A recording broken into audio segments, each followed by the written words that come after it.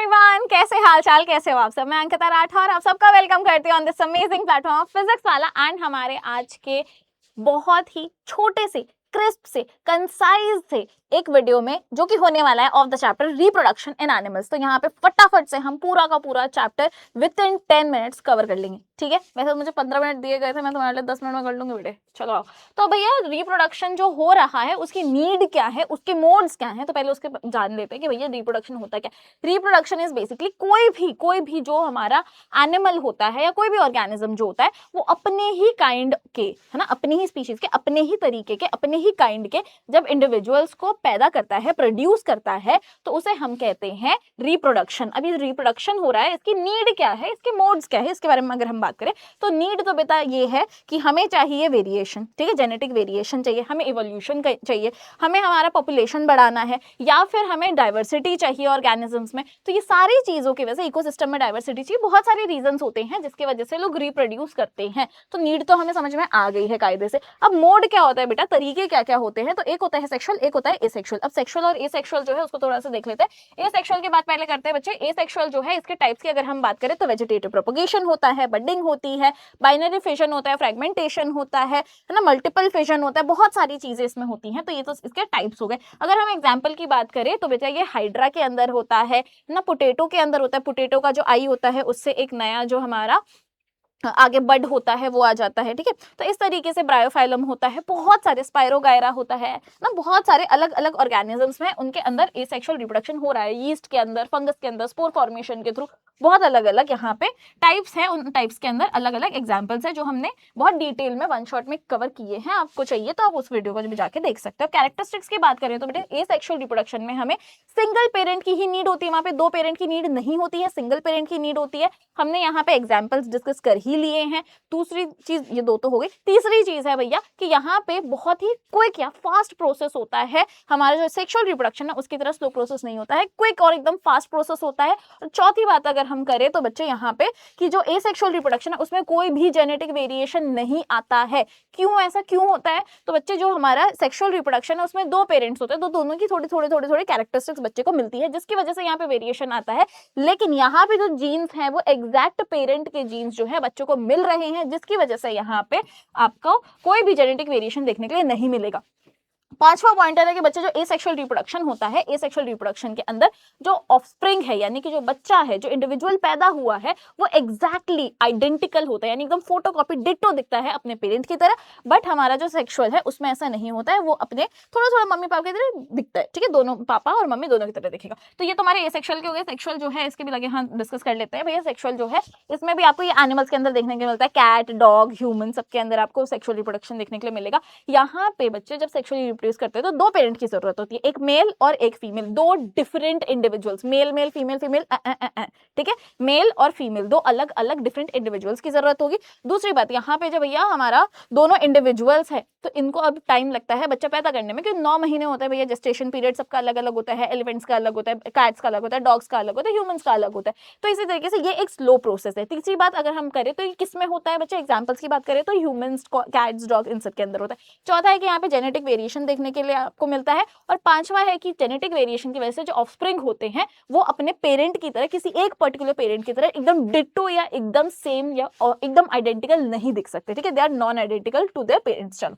अब ये तो हमारे कैरेक्टरिस्टिक्स हो गए। अब अगर हम बात करें, इसी में हमने फीमेल और मेल रिप्रोडक्टिव सिस्टम पढ़ा था, तो यहाँ पे है मेल रिप्रोडक्टिव सिस्टम, इसको थोड़ा सा डिस्कस कर लेते हैं बेटा। इसमें आपको तीन चीज ही जो है इंपॉर्टेंट रहेंगी। यहाँ पे आपको जो दिख रहा है दिस इज टेस्टिस। टेस्टिस जो होते हैं ये पैर में प्रेजेंट होता है और ये काम आता है स्पर्म के प्रोडक्शन के लिए। दूसरी चीज है यहाँ पे आपको जो दिख रही है वास डिफरेंस, ठीक है, इसे स्पर्म डक्ट भी बोलते हैं, वास डिफरेंस भी बोलते हैं। इसका काम होता है स्पर्म्स को कैरी करता है ये। अब ये स्पर्म्स को यहाँ से टेस्टिस से कैरी करके लेकर जा रहा है पीनस की तरफ, और ये जो है आपको यहाँ पे जो ये शाफ्ट लाइक स्ट्रक्चर दिख रहा है इसको हम पीनस बोलते हैं, जिसका काम होता है यूरिन को बाहर लेके जाना बॉडी से, यूरिन का एग्जिट होता है, या फिर जो स्पर्म्स होते हैं उसका एग्जिट जब होता है बॉडी से तो वो पीनस के थ्रू होता है, ठीक है। ये तो हो गई हमारे मेल रिप्रोडक्टिव सिस्टम की बात।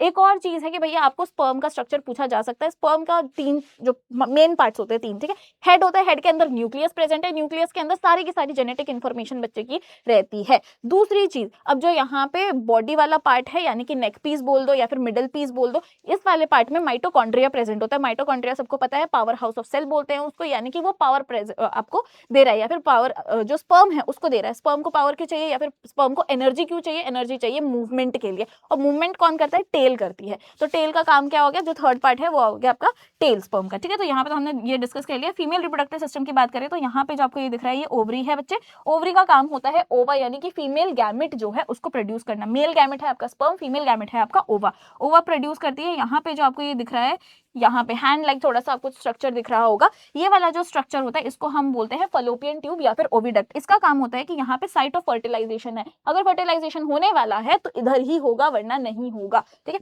यहाँ से अब यहाँ पे जो एग रिलीज होता है, ये एग यहाँ पे through out the oviduct move करता है। ये है यूट्रस रीजन, जहां पे बच्चा जो है 9 मंथ्स के लिए सर्वाइव करता है और उसको सारा मदर की बॉडी से न्यूट्रिशन मिल रहा है, ऑक्सीजन मिल रहा है, वो अपना जो वेस्ट है वो एग्जिट कर रहा है, ये सारा मदर की बॉडी से थ्रू द यूट्रस ही होता है। और जब बच्चा एकदम मैच्योर हो जाता है फॉर द बर्थ, वो अच्छे से उसका पूरा डेवलपमेंट ओवरऑल हो चुका होता है, तो यहाँ पे ये जो है ये है सर्विक्स, जो एक पैसेज की तरह प्रोवाइड कर रहा है for the birth of the baby, और ये है वजाइना जहां से बच्चा जो है वो बाहर की तरफ आता है। और अगर यहाँ पे फर्टिलाइजेशन नहीं हुआ बच्चे तो यहाँ पे मेंस्ट्रुएशन होता है, यानी कि यहाँ पे जो मदर की बॉडी में एंडोमेट्रियम लाइनिंग थी जिसकी वजह से बच्चे को सारी न्यूट्रिशन मिलने वाली थी, वो शेड हो जाती है और वो शेड होकर थ्रू द वजाइना निकलती है, जिसको हम पीरियड्स बोलते हैं कॉमन लैंग्वेज में, और अगर हम साइंटिफिक लैंग्वेज की बात करें तो इट इज कॉल्ड मेंस्ट्रुएशन, ठीक है। चलो अगर हम फर्टिलाइजेशन की बात करें तो फर्टिलाइजेशन क्या है? जब मेल गैमेट यानी कि जो हमारा स्पर्म है और जो फीमेल गैमेट है यानी कि ओवा, इनका जब फ्यूजन होता है तो इसको हम कहते हैं फर्टिलाइजेशन।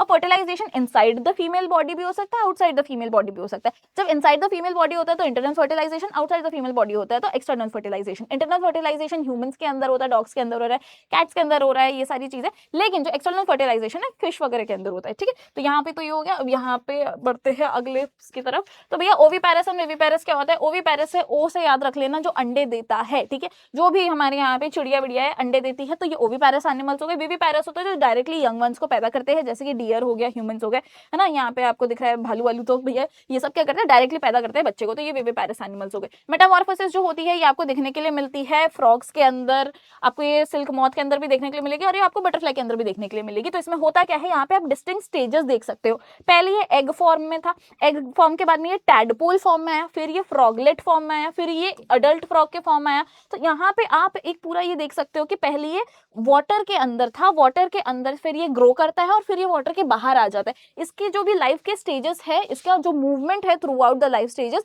डिफरेंट रहा है। पहले वो स्विम करता था, वो उचक उचक के भैया कहीं भी जा रहा है, ठीक है। तो यहाँ पे ये जो प्रोसेस है इसे हम मेटामॉर्फोसिस बोलते हैं बेसिकली, कि डिस्टिंक्ट स्टेजेस आपको दिख सकते हैं, आप एकदम देख सकते हो और आप बता सकते हो कि ये पर्टिकुलर जो यहाँ पे है ये अडल्ट फ्रॉग है या ये फ्रॉगलेट है। इस तरीके से आप जो उसका स्टेज है वो नेम कर सकते हो। बात करें डॉली की, तो डॉली भैया यहाँ पे क्लोनिंग हुई थी। डॉली के अंदर हमारी एक ब्लैक फेस यूं थी और एक थी हमारी जो एकदम व्हाइट फेस की थी भैया, तो उसका नाम कुछ और था। ब्लैक फेस वाली का ब्लैक फेस ही था, व्हाइट फेस वाली का मैं भूल गई हूँ, तुम देख लेना, ठीक है। वन शॉट में आपको पूरा बहुत डिटेल में समझाया हुआ है। इन दोनों का जो था, एक तो भैया जो व्हाइट फेस वाली थी उसका हमने मेमोरी सेल लिया था, और जो हमारी ब्लैक फेस है उसका हमने ओवा लिया था, और इसके बाद में ओवा से हमने न्यूक्लियस रिमूव कर दिया था और फिर बाद में इन दोनों को लेके इलेक्ट्रिक पल्सेस जो है वो पास किए थे, जिसकी वजह से यहाँ पे इनका फर्टिलाइजेशन हो गया, फ्यूजन हो गया। फ्यूजन होने के बाद में जो हमारे सेल्स थे उनको और ज्यादा इलेक्ट्रिकल पल्सेस दिए गए, जिसकी वजह से इम्पल्सेस की वजह से यहाँ पे उसका बहुत ज्यादा आगे आगे डिवीजन होते गया और ये बॉल ऑफ सेल्स में बन गया। और ये जब बॉल ऑफ सेल्स में बने हैं उसके बाद में यहाँ पे बॉल ऑफ सेल में बनने के बाद में ये एम्ब्रियो बन गई। इस एम्ब्रियो को यहाँ पे ब्लैक फेस के अंदर जो यूट्रस है उसमें प्लेस कर दिया गया, और नॉर्मल जैसे कि बाकी बच्चे पैदा होते हैं वैसे यहाँ पे डॉली का बर्थ हुआ। और डॉली बहुत एकदम जो दिख रही हैं आपको कि ये व्हाइट फेस जैसी हैं, तो यहाँ पे इसका मतलब क्या हुआ कि इनको जो भी इंफॉर्मेशन मिली थी, जेनेटिक इंफॉर्मेशन मिली थी, वो मिली थी इनकी व्हाइट फेस वाली मदर से। और ये भले ही थ्रू द ब्लैक फेस पैदा हुई हैं, लेकिन यहाँ पे इनकी जेनेटिक इंफॉर्मेशन जो भी थी, न्यूक्लियस में जितनी भी इंफॉर्मेशन थी, वो सिर्फ और सिर्फ ब्लैक फेस की थी, सॉरी व्हाइट फेस की थी, इसीलिए यहाँ पे इनका फेस ऐसा है, ठीक है। ब्लैक फेस की नहीं थी, इसलिए यहाँ पे इनका बिल्कुल भी इनके कैरेक्टरिस्टिक वैसे नहीं है। तो ये वाला जो है ये हमारा क्लोनिंग होता है, ठीक है। इस प्रोसेस को हम क्लोनिंग बोलते हैं। लास्ट है बच्चे आईवीएफ। आईवीएफ होता क्या है? आईवीएफ इज बेसिकली, अभी हमने फीमेल रिप्रोडक्टिव सिस्टम देखा था जिसमें हमने देखा था कि ओविडक्ट्स होते हैं और oviducts are site of fertilization, ठीक है। तो यहाँ पे जब ओविडक्ट्स ब्लॉक्ड होते हैं जिसकी वजह से फर्टिलाइजेशन नहीं हो पाता है, और फर्टिलाइजेशन नहीं होने की वजह से यहाँ पे बच्चा जो है वो पैदा ही नहीं हो पाता। इसीलिए जो मदर की बॉडी है वहां से एग सेल लिया जाता है, फादर की बॉडी से स्पर्म लिया जाता है, लैबोरेटरी कंडीशंस में इनको रखा जाता है और फिर ये फ्यूज करते हैं। जब ये फ्यूज कर देते हैं और फिर बाद में इनको वीक्स के लिए रखा जाता है, जहाँ पे एम्ब्रियो फॉर्मेशन होता है। एम्ब्रियो को मदर की बॉडी में डाला जाता है और यहाँ पे ये यूजुअली जैसे नॉर्मली बच्चे पैदा होते हैं वैसे ही पैदा हो जाते हैं। बस यहाँ पे साइट ऑफ फर्टिलाइजेशन इनको प्रोवाइड किया गया है अंडर द लैबोरेटरी कंडीशंस। इसको हम बोलते हैं IVF यानी इन विट्रो फर्टिलाइजेशन। और यहाँ पे इसके थ्रू जो बच्चे होते हैं उन्हें हम बोलते हैं test tube babies. I hope ये चैप्टर आपको बहुत क्लियर हो गया होगा। अगर आपको ये डिटेल में देखना है तो वन शॉट भी डला हुआ है, उसको जाके देख लीजिएगा। थैंक यू एवरीवन, मिलते हैं अपने अगली क्लास में। Take care of yourself.